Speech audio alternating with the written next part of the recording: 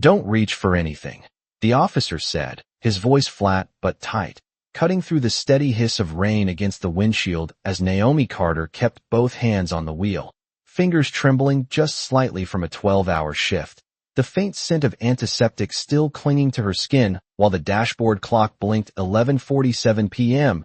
and the red and blue lights washed the inside of her car in cold color, reflecting off the metal tray on the passenger seat where her half-eaten sandwich sat, wrapped in foil, untouched since sunset.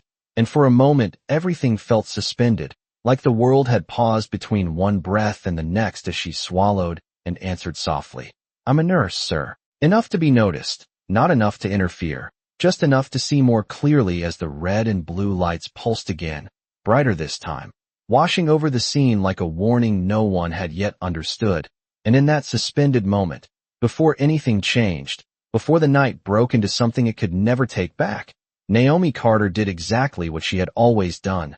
She stayed calm, she stayed kind, and she trusted that doing everything right would be enough. The rain did not stop, it only softened, turning the street into a sheet of dull silver as the officer shifted his weight beside the driver window, the beam of his flashlight sliding across the dashboard, over the wrapped sandwich, over the hospital badge clipped to Naomi Carter's scrubs, pausing just long enough to read her name before moving again like it had not seen anything at all.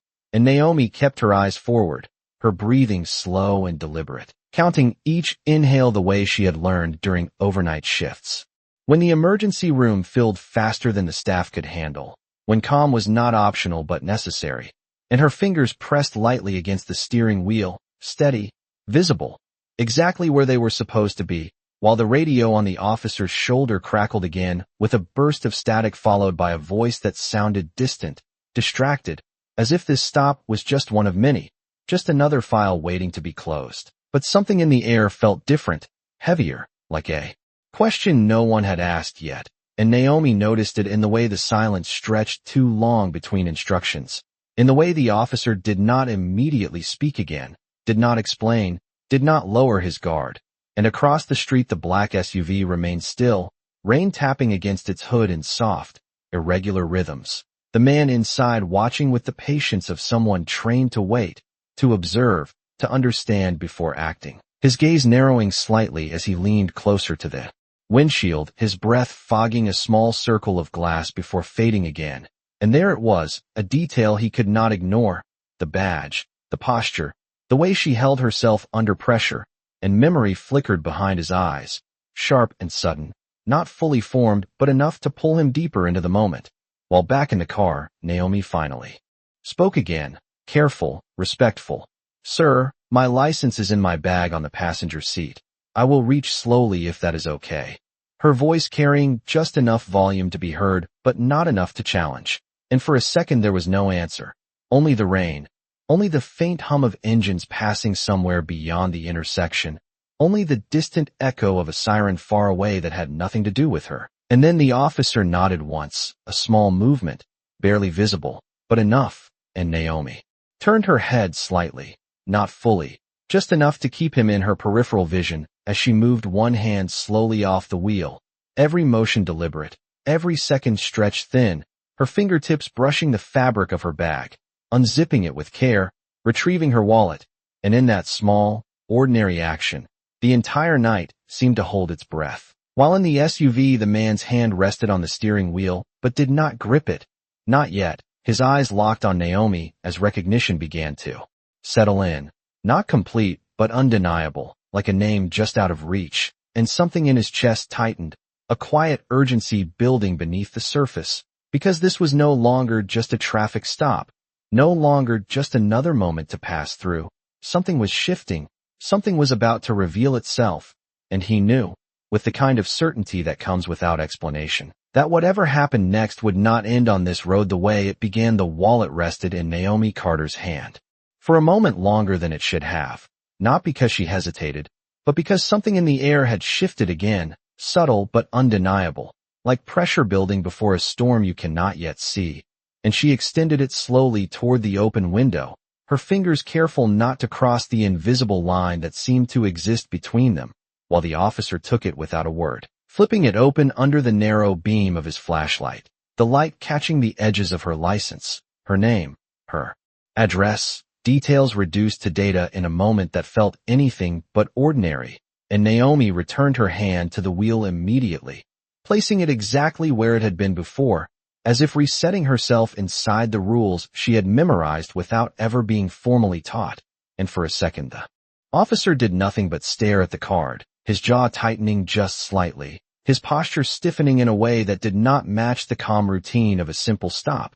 And that was when the man in the black SUV felt it fully, recognition snapping into place like a lock clicking open, his breath catching as memory rushed in, not distant anymore, not blurred, but sharp, immediate, real, a roadside miles away, smoke in the air, a vehicle overturned at an impossible angle, and a woman kneeling beside him, steady hands, calm voice, telling him to stay awake, telling him help was coming even when it was not, and she had not asked his name then, had not waited for thanks, had only done what needed to be done before disappearing back into the night like it had meant nothing, and now here she was again, same stillness, same quiet strength, sitting under flashing lights as if the world had decided to test her twice. And his grip on the steering wheel tightened just slightly, not enough to act.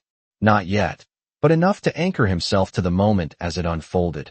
While back in the car, Naomi noticed the silence stretching again, longer this time, heavier, and she spoke carefully. "Is there anything else you need from me, sir?" Her tone respectful, controlled, but beneath it a thread of concern began to form.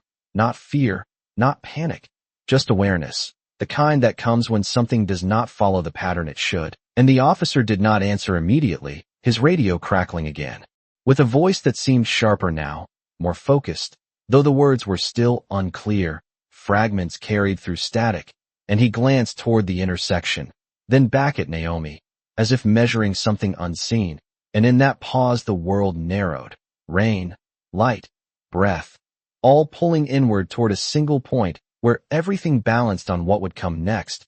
And across the street the man in the SUV reached for something beside him, not in a rush, not with urgency, but with intention, his eyes never leaving Naomi as the realization settled deeper, heavier, because this was no longer coincidence, no longer chance, and whatever was about to happen would not stay contained to this quiet stretch of road, not after what she had done, not after what he now remembered, and for the first time since the night began, the silence did not feel empty.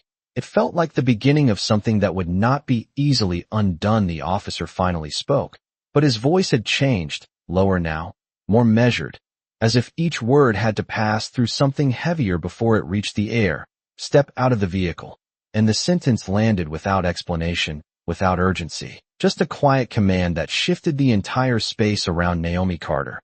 And for a moment she did not move, not out of defiance, but because her mind traced the line between what she knew and what she felt, searching for where they no longer matched, and she nodded once, small, controlled, her hands still visible as she answered. "Yes, sir. I will open the door slowly." Her voice steady, practiced, the same tone she used with frightened patients who needed calm more than answers. And the rain continued its soft rhythm against the roof as she reached for the handle, her fingers careful, deliberate, the metal cool beneath her touch. And when the door opened, the outside air rushed in, carrying the scent of wet asphalt and distant exhaust, grounding and sharp, and she stepped out, keeping her movements measured, her posture upright, her eyes lowered just enough to signal compliance without surrender, while the officer took a step back, creating space but not easing the tension, his flashlight lowering slightly as he watched her, really watched her now, not just as a driver in a stopped car, but as something else he had not yet named. And Naomi stood beside the vehicle, rain gathering along the edges of her hair, her scrubs darkening where the water touched, her badge catching the light again as it swung gently against her chest, a small, quiet reminder of who she was beyond this moment. And across the street the man in the SUV opened his door, just a fraction, enough for the sound of rain to enter fully, enough for him to feel the cold edge of the night against his skin, but he did not step out.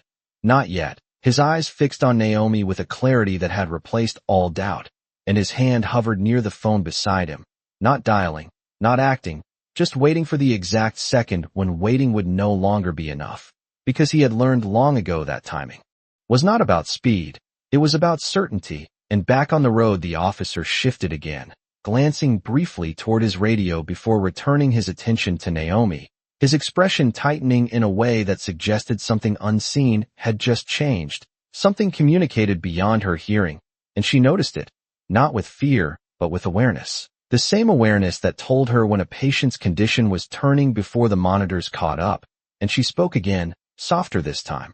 Is everything okay, sir? And the question hung between them.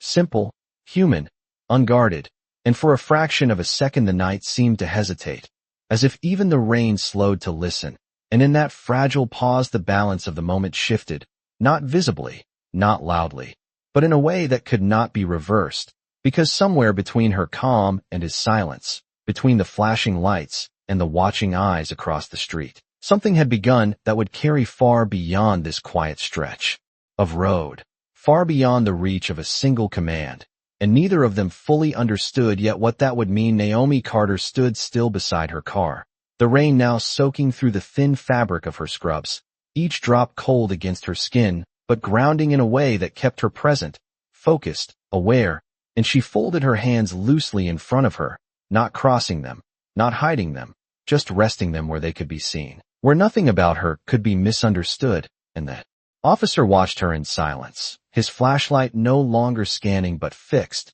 as if searching for something that was not there, something he had expected to find but did not, and the absence of it seemed to trouble him more than anything else. And Naomi noticed that too, the subtle shift in his stance, the way his shoulders tightened, the way his gaze lingered longer than necessary, and it reminded her of patients who could not explain what was wrong but knew something was, a quiet imbalance that made everything feel uncertain, and she spoke again, carefully. If there is a problem, I can explain anything you need, her tone calm, open, offering clarity instead of resistance, and for a moment the officer looked like he might respond, his lips parting slightly before closing again, as if the words had changed before they reached the surface, and behind him another patrol car slowed at the far end of the intersection but did not stop, its headlights passing through the rain like distant eyes that chose not to see.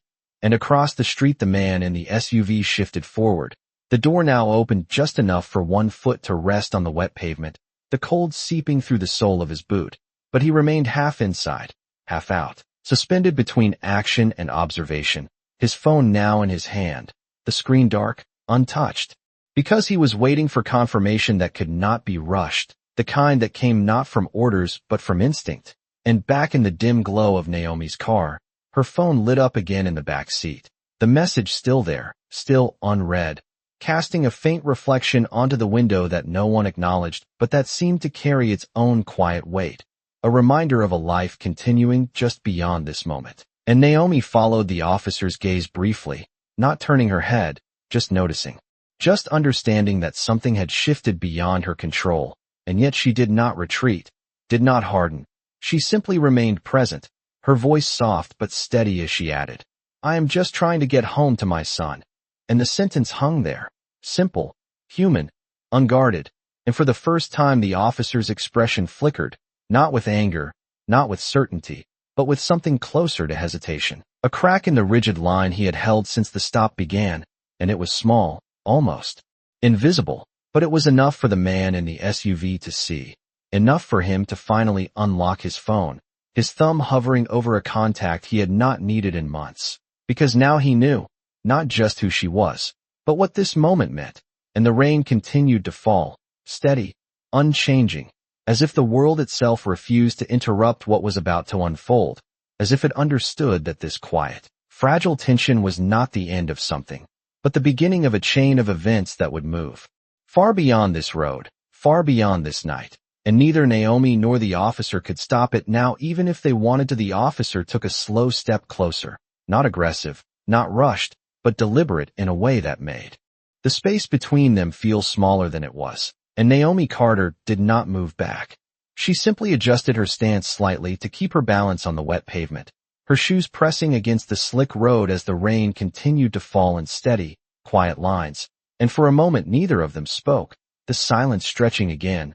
But this time it carried weight, like something was being decided without words, and the officer finally looked down at the wallet still in his hand, flipping it, closed with a soft snap before handing it back to her, his fingers brushing the edge for just a second longer than necessary. And Naomi accepted it carefully, placing it back into her bag without breaking the rhythm of her calm, her movements still measured, still visible, still controlled. And when she looked up again, her eyes met his briefly, not challenging, not fearful, just present. And something in that brief contact shifted again, subtle but undeniable, because it was no longer just a stop, no longer just procedure. It had become something personal, something unresolved, and across the street the man in the SUV exhaled slowly. The decision now made, his thumb pressing against the screen as it lit up, the contact already selected. And when he raised the phone to his ear, his voice was low, steady, the kind of tone that did not need to be loud to carry weight. "I need you to listen carefully," he said, his eyes never leaving Naomi. "There is a situation developing, and I am going to need immediate oversight." And he paused, not for effect, but to ensure every word mattered. "No, this is not routine." And back on the road the officer shifted again, his radio crackling louder this time, clearer, a voice calling his badge number with a question that was not fully heard but fully felt.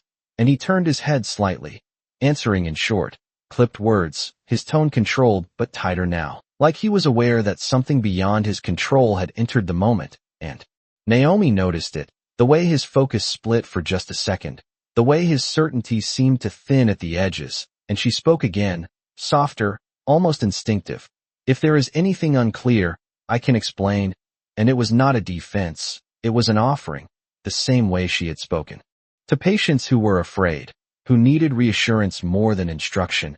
And the officer looked back at her, his expression unreadable but no longer fixed, and for the first time since the stop began, he hesitated, not outwardly, not in a way that could be reported, but internally, a pause that broke the straight line of his authority.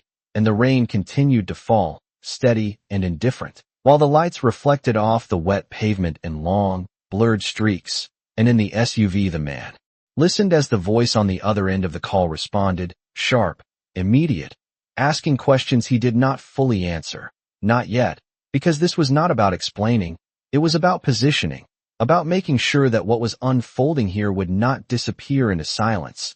And he lowered the phone slightly, his gaze narrowing as he watched the two figures standing in the rain, one rigid, one calm, and he knew, with complete clarity now, that this moment was no longer contained, that it had already crossed a line that could not be undone. And Naomi, standing there with nothing but her presence and her quiet voice, had no idea how far that line would reach once the night was over. The radio on the officer's shoulder crackled again, louder this time, sharper, a voice calling his badge number with a tone that was no longer routine.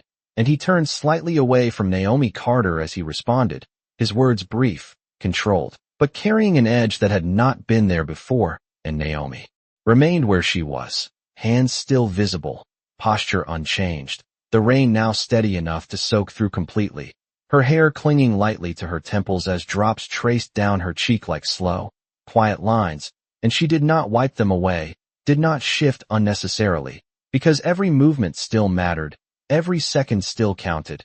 And in the distance a low rumble of thunder rolled across the sky, distant but present, like a warning that had arrived too late to stop anything.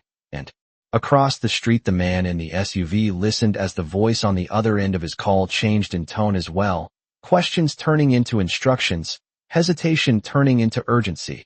And he spoke only once more, quietly, "I am staying on site," before ending the call and stepping fully out into the rain, the door closing behind him with a muted thud that seemed to echo louder than it should have. And he did not rush forward, did not announce himself. He simply stood there for a moment, watching, assessing, measuring the space between what was happening and what would follow.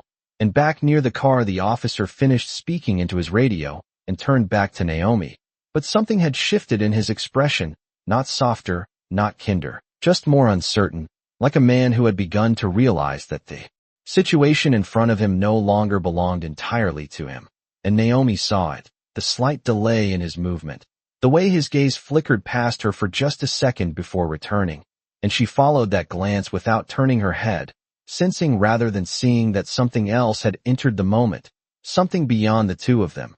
and she spoke again, her voice steady despite the cold creeping into her fingers. "Am I free to go, sir?" The question simple, direct, and for a second. The officer did not answer, his jaw tightening as if the response had become more complicated than it should have been, and the silence stretched again, but this time it was different, no longer empty, no longer neutral. It carried weight, expectation, consequence, and the flashing lights reflected off the wet pavement in long, distorted streaks that made the scene feel unreal, like something already turning into memory before it had even ended. And from across the street footsteps began, slow, deliberate, not hurried, not hidden, just present, each one soft against the rain-soaked ground but impossible to ignore once noticed. And the officer's head turned slightly at the sound, his attention shifting just enough to acknowledge it. And Naomi felt it too, the subtle change in the air, the way the moment expanded beyond the narrow space they had occupied, and she remained still, her calm unbroken, her presence steady, because whatever was coming next, whatever had already been set in motion, she understood one thing without needing to say it. She had done nothing wrong. And sometimes that was the only ground you had to stand on when everything else began to move. The footsteps did not rush. They did not echo with urgency. They simply continued forward with a quiet certainty that made them impossible to ignore, and the man from the black SUV stepped fully into the glow of the flashing lights, his presence calm but grounded, the kind of stillness that did not ask for attention yet commanded it anyway. And Naomi Carter saw him now from the corner of her eye. A figure approaching without hesitation, without fear, and she did not move toward him, did not call out. She simply registered that something had changed again, something beyond her control but not beyond her awareness. While the officer turned more fully this time, his posture tightening as his focus shifted away from Naomi and toward the approaching figure, his hand brushing lightly against his radio, as if to confirm it was still there, still active, still his connection to authority. And for a moment the rain seemed louder, filling the space between them with a steady, unbroken rhythm, and the man stopped a few feet away, not crossing into the officer's immediate space, not interrupting, just standing with a posture that was neither confrontational nor passive, and when he spoke, his voice was low, even, carrying across the rain without force. "Everything all right here?" The question simple, but the weight behind it unmistakable, and the officer hesitated, just a fraction, before responding. "This is a routine stop, sir, please step back." His tone firm but no longer unquestioned, and the man nodded once, not in agreement, but in acknowledgement, his eyes shifting briefly to Naomi, taking in her soaked scrubs, her steady posture, the way her hands remained visible even now, and something in his expression softened, not outwardly, not dramatically, just enough to reveal recognition beneath control. And Naomi felt it, the shift in the air, the subtle alignment of something she could not yet name, and she remained still, her calm intact, because whatever this was, it was no longer just about her explaining herself. And the officer adjusted his stance again, his attention divided now, no longer fixed, and that division changed everything, the balance of the moment tilting slightly, enough to be felt even if not yet understood. And the man spoke again, quieter this time, but with a clarity that cut through the rain. "Her name is Naomi Carter," and the officer's gaze flickered, just for a second, back to the wallet he had already returned, back to the name he had already read, and the man continued. "She helped someone on the side of a road 3 months ago, did not ask who he was, did not wait for thanks." And Naomi's breath caught just slightly, not in fear, not in confusion, but in recognition that something from her past had stepped into this present moment without warning. And the officer looked between them now, the space no longer simple, no longer contained, and for the first time the authority in his stance did not feel absolute. It felt shared, questioned, observed, and the rain continued to fall, steady, relentless, as the night stretched wider around them, holding all three in a moment that had begun quietly, but was no longer small, no longer forgettable, and whatever came next would not be decided by one voice alone. The rain seemed to soften again, but the tension did not. It thickened, settling into the space between all three of them as the officer's grip on the moment loosened just enough to reveal uncertainty beneath procedure. And Naomi Carter stood exactly where she had been, her breathing steady, her shoulders relaxed despite the cold, her presence unchanged in a situation that had begun to shift around her. And the man facing the officer did not move closer, did not raise his voice. He simply held his ground with a calm that felt deliberate, practiced. And when he spoke again, his words were measured, each one placed with care. She stayed with me when no one else would. And the sentence did not sound like a defense. It sounded like a fact that had already been decided long before this night. And the officer's eyes narrowed slightly, not in anger, but in recalculation, as if the framework he had been relying on no longer held the same weight. And he glanced briefly toward his radio again, the static now replaced with silence, as if even that connection had stepped back to observe what was unfolding. And Naomi felt it, the shift from control to uncertainty, the moment where authority no longer moved in a straight line, and she did not step into it, did not try to use it. She simply remained present, her voice soft but clear as she said, "I did what anyone would do." And the man's expression changed at that, not into a smile, but into something quieter, something closer to respect, because he knew that was not true. He knew that not everyone stopped, not everyone stayed, not everyone chose to help when there was no reason to.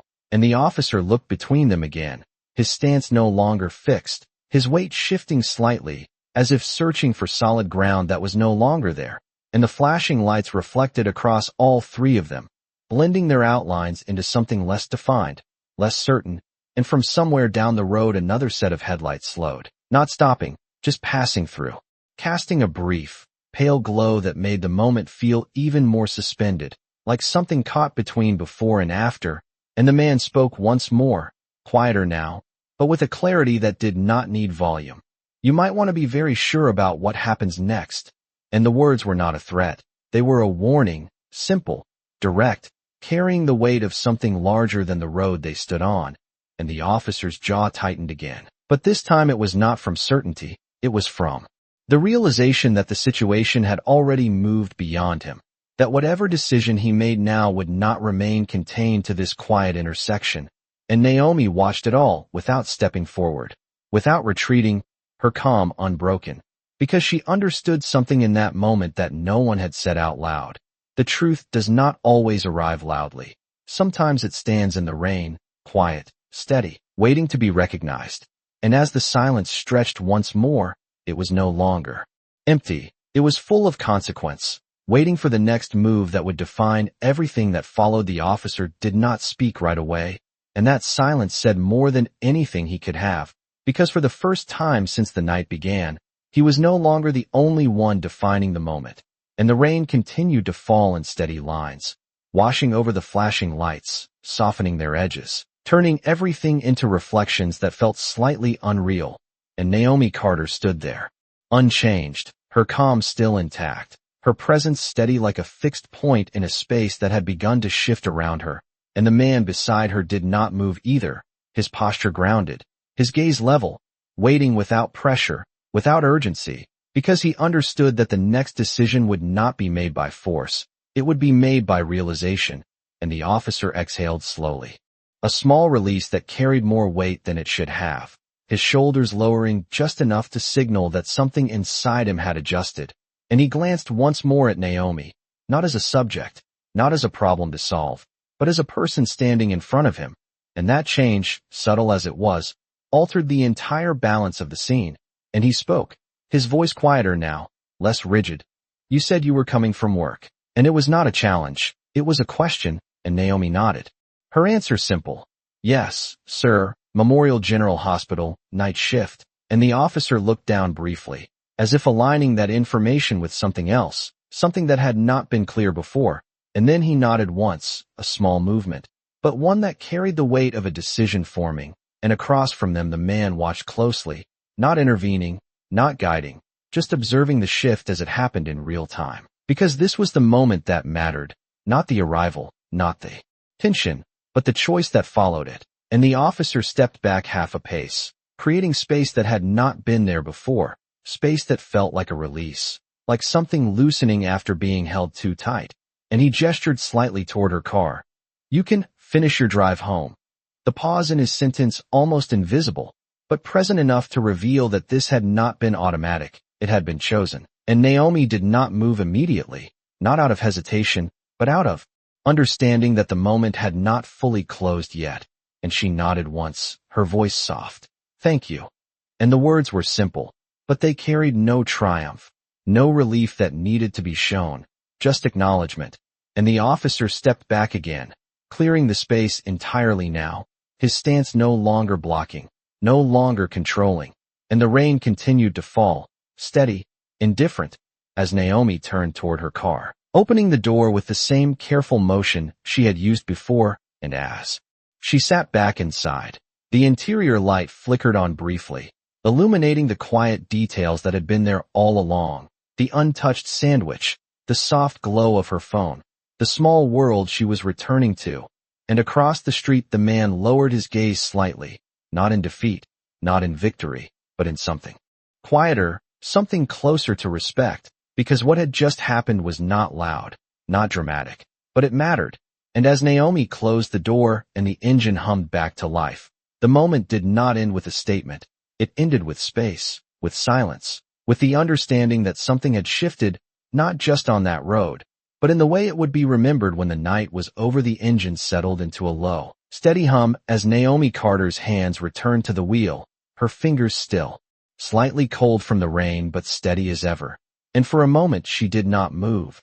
She simply sat there, letting the quiet inside the car replace the tension that had filled the road, the faint scent of antiseptic still lingering on her skin, grounding her in something familiar, something real. And her eyes flickered briefly to the rearview mirror where the red and blue lights blurred into distant streaks, no longer centered on her, no longer defining her space. And she exhaled slowly, not in relief, not in exhaustion, but in recognition that the moment had passed without breaking her. And outside the officer remained where he stood, watching the car now from a distance that had not existed before, his posture no longer rigid, his shoulders lowered slightly, as if the weight of certainty had been replaced by something quieter, something more complicated. And across the street the man stood still for a second longer, his gaze following Naomi as the car's headlights shifted, cutting through the rain in a narrow path forward. And he did not approach her, did not call out, because he understood that this was not his moment to step in. It was hers to leave, and he reached into his pocket slowly, pulling out a small, worn card, its edges softened by time, and he looked down at it for just a second, the memory attached to it now fully clear, no longer distant, no longer fragmented, before placing it back with a quiet certainty that matched everything about him. And Naomi glanced once more at her phone in the back seat, the message still there, unchanged, waiting, and she reached back just enough to grab it, her movements simple now, unmeasured, no longer bound by the same careful precision. And when she read the words again, "Mom, you almost home yet?" her expression softened in a way that no one outside the car could see, and she typed a quick reply, her thumbs moving without hesitation, "On my way." And the words felt small but complete, like a promise she could finally keep, and she placed the phone down, her gaze lifting to the road ahead, the rain still falling but no longer heavy, no longer pressing, and she eased her foot onto the gas, the car rolling forward slowly at first, then steadily, leaving the intersection behind without noise, without urgency, just movement. And in the distance the road stretched out under the dim glow of streetlights, familiar and quiet, leading her back to a place where her name was not questioned, where her presence did not need explanation. And behind her the officer turned slightly, watching the car disappear into the night, his radio silent now, his stance no longer defined by command, and the man by the SUV stepped back as well, the moment complete in a way that did not need acknowledgement. And the rain continued to fall, soft and steady, washing over the road as if erasing the tension that had lived there only minutes before, but not the memory, never the memory, because some moments do not end when you leave them. They follow, they echo, they wait for the day they will be seen for what they truly were. Morning did not arrive loudly. It unfolded slowly, light filtering through low clouds. The rain reduced to a thin mist that clung to the streets and softened every edge of the city. And Naomi Carter stood at her kitchen sink, the faint hum of the coffee maker filling the quiet space as she watched steam rise and thin, twisting lines, her hands wrapped around a ceramic mug that had long since lost its warmth. And for a moment she allowed herself to be still, not because she was tired, but because something inside her was settling, finding its place after a night that had stretched far beyond its hours. And in the next room the soft rhythm of a child's breathing carried through. The hallway, steady, peaceful, untouched by what had happened, and Naomi glanced toward the doorway, her expression softening in a way that only came when she knew he was safe, when she knew she had made it back, and her phone rested on the counter beside her, silent now, but not forgotten, and she reached for it slowly, scrolling through the message she had sent, the simple words still there, on my way. And she let out a quiet breath, not relief, not release, just acknowledgement. And across town the man who had stood in the rain the night before sat at a long wooden table, the morning light catching the edges of the room in pale gold. His posture relaxed, but his focus sharp as he reviewed something on the screen in front of him. A paused frame, grainy but clear enough, a still image of a woman standing beside her car, hands visible, calm, composed, and he studied it not as evidence, not as proof, but as memory confirmed, something that had been seen and now could not be unseen. And beside him a phone vibrated once, then again, messages arriving in short bursts, questions forming, responses waiting, but he did not answer immediately. He simply let the moment exist, understanding that some things required more than reaction, they required recognition. And in another part of the city the officer stood in a quiet room, the fluorescent lights above casting a cold, steady glow, his uniform damp from the night before, hanging slightly heavier than it should have, and he stared at his reflection for a moment longer than necessary, not searching for answers, but acknowledging the absence of them. The space where certainty had been replaced by something else, something he could not name yet, and he reached up, slowly, adjusting the edge of his collar. The movement small, routine, but carried out with a hesitation that had not been there before, and outside the city continued as it always did, cars moving, people walking, the world unchanged on the surface, but beneath it, in the quiet spaces between moments, something had shifted, something that would not announce itself, would not demand attention, but would remain, steady, waiting, just like the woman who had stood in the rain and chosen calm over fear, presence over reaction, and in doing so had changed more than the night itself. She had changed the way it would be remembered when the story finally reached the light. The story did not end in that kitchen, or on that road, or in any single moment that could be pointed to and labeled as the turning point. Because what Naomi Carter carried forward was not something visible, not something that announced itself. It was quieter than that. It lived in the way she tied her son's shoes that morning, kneeling down with the same steady hands that had held a steering wheel in the rain, in the way she listened when he spoke, fully present, as if nothing in the world had ever tried to take that presence from her. And when he looked up at her and asked, "Did you have a long night?" she smiled softly and answered, "Just a little one." Not because it was untrue, but because some things did not need to be passed down. Some weight was meant to be carried, and then set down without leaving a mark. And across the city the man who had stood in the rain closed his laptop slowly, the image still frozen in his mind, not as evidence, not as a case, but as a reminder. And he reached for his phone, this time not to observe, not to wait, but to ensure that what had been seen would not fade into silence. Because he understood something that others often forgot. Moments like that did not disappear on their own. They were either remembered or erased, and he had already made his choice. And in another quiet room the officer sat alone, the hum of the building around him distant, almost disconnected, as he replayed the night not in fragments, not in reports, but in feeling, in the pause before he spoke, in the hesitation he had not expected, and he leaned forward slightly, resting his hands together, not in defeat, not in shame, but in reflection, because for the first time he could not reduce the moment to procedure, he could not file it away as routine.